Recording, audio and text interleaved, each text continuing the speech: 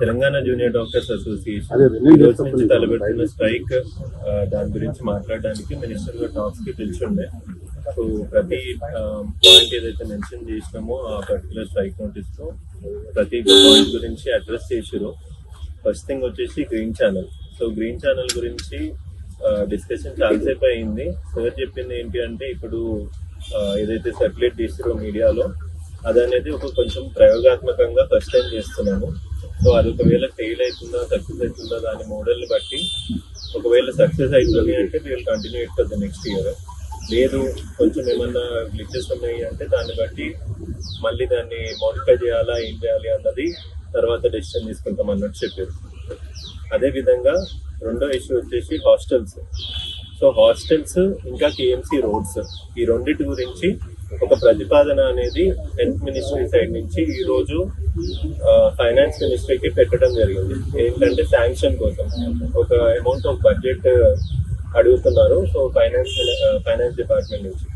So ఆ budget అనేది allocate అయితే ఆ వర్క్స్ అనేవి స్టార్ట్ అవుతాయి అన్నట్టు అన్నారు.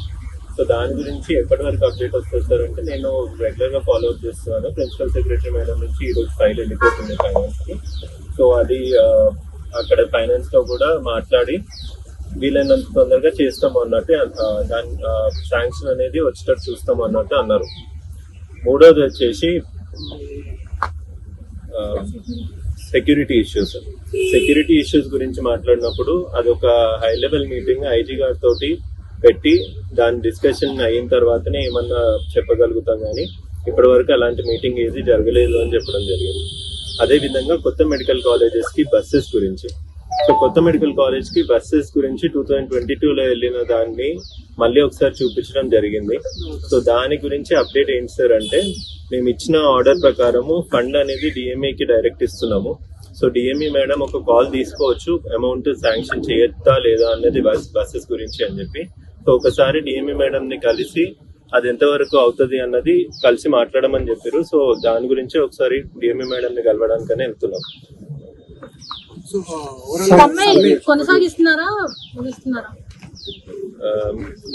సమ్మె గురించి ఇంకా మేము మిగతా ప్యానెల్ మెంబర్స్ ఇంకా ఓవరాల్ అందరి పీజీస్ కి కన్వే చేయాలండి. ఇక్కడ అయిన డిస్కషన్స్ గురించి ఇప్పుడే టాక్స్ అయిపోయినాయి, బయటికి ఇప్పుడే వచ్చాను కాబట్టి మిగతా పీజీస్ కి స్టేట్ లో ఉన్న ప్రతి ఒక్కరికి ఇన్ఫర్మేషన్ అనేది కన్వే అయిన తర్వాతనే మేము ఏమన్నా డెసిషన్ తీసుకోగలుగుతాం.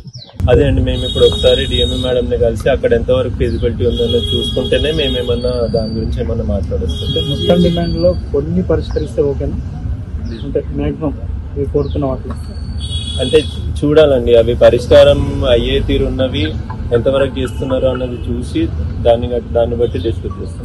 మీరు ఒక సమ్మె కంటిన్యూ అవుతారా లేకపోతే విరమిస్తారని మీరు చెప్పడానికి మేము ఈవినింగ్ వరకు అప్డేట్ చేస్తాం. అంటే మేడం తోటి ఎంతసేపు డిస్కషన్ అవుతుందో తెలీదు. మీరు ఇప్పుడు చర్చలతో